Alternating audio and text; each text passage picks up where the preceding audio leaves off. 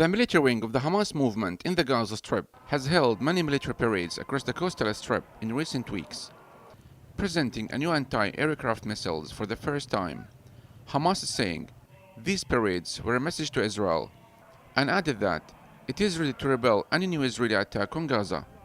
Musa Abu Marzouk, deputy chairman of the movement's political bureau, said that the other message is that Hamas has not abandoned their resistance against Israel and that it has improved its military capabilities in recent years.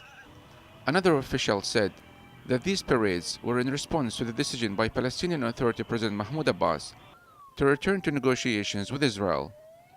But some analysts say that there are other messages directed to the internal society in Gaza, following the establishment of a new movement called Tamarud, which means rebellion.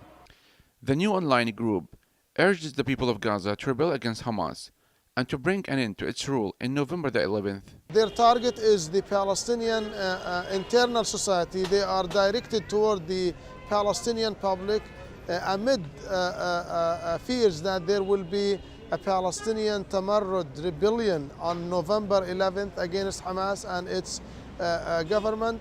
And I don't think that Hamas can send such strong messages to the Israelis or the Egyptians by these military parades. In my opinion, they are mainly intended for internal goals.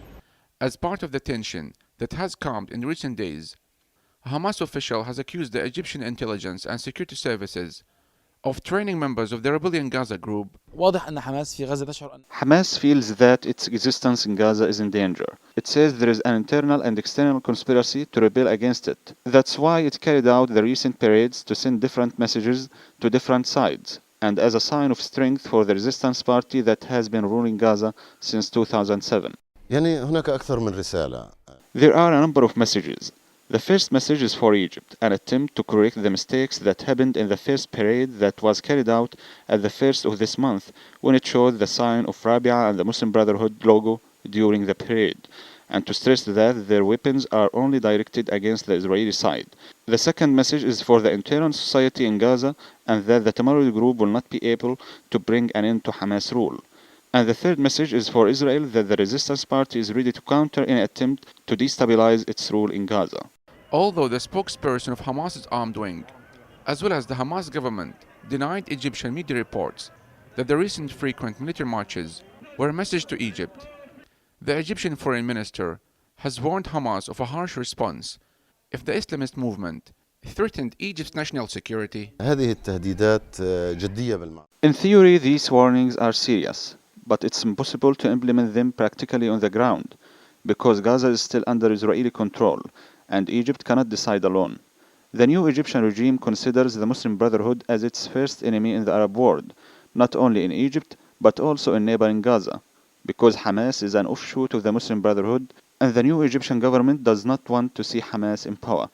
Egypt's army says militants from Hamas-run Gaza have staged joint attacks along with hardline Islamists in North Sinai, where the government has ramped up security operations after a surge of violence set off by President Mohamed Morsi's downfall in July.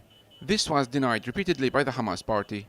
Egypt is not happy with the Hamas intervention in the Egyptian internal crisis, and the Egyptian security agencies have been able lately to arrest some Hamas figures, some Hamas infiltrators in Sinai and in Egypt, who have been accused of plotting against Egyptian national security.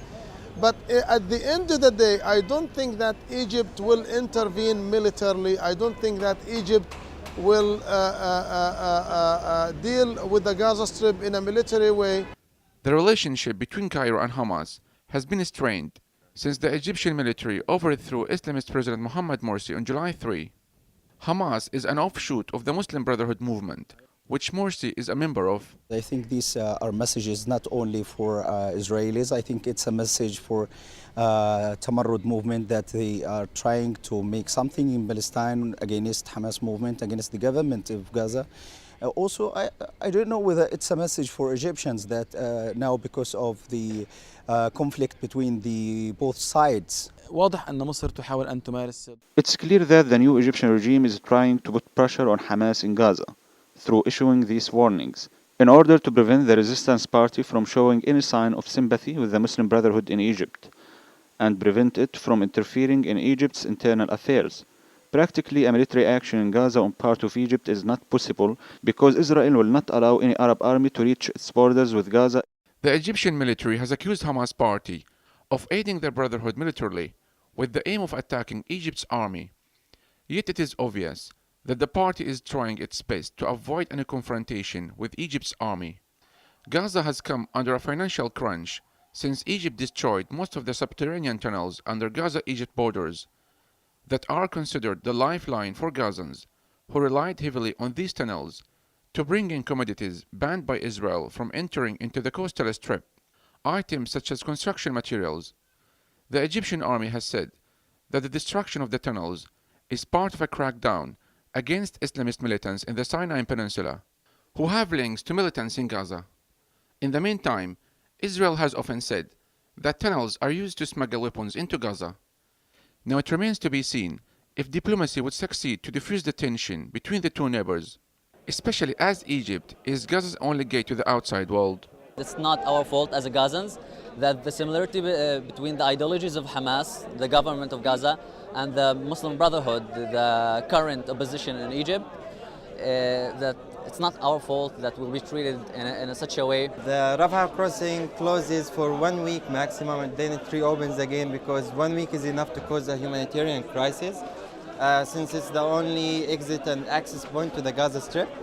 So I'm pretty hopeful that things will change to the better, for the better soon. Personally, I think that Hamas itself will not allow things to go in that direction.